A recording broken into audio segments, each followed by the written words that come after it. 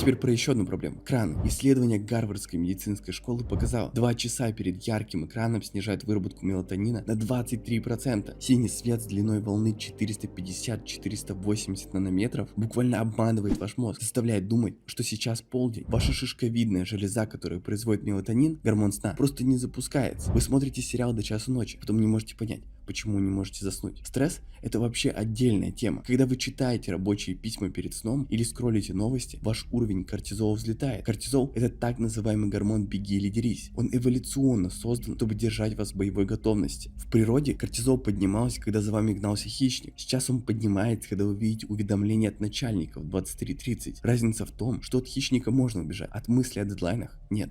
Они крутятся в голове всю ночь. И вот финальный удар. Хаотичный график. В понедельник легли в полночь, во вторник в 2 часа ночи, в субботу вообще в 4 утра, потому что выходные. Каждый раз, когда вы меняете время сна больше, чем на час, ваш циркадный ритм сбивается.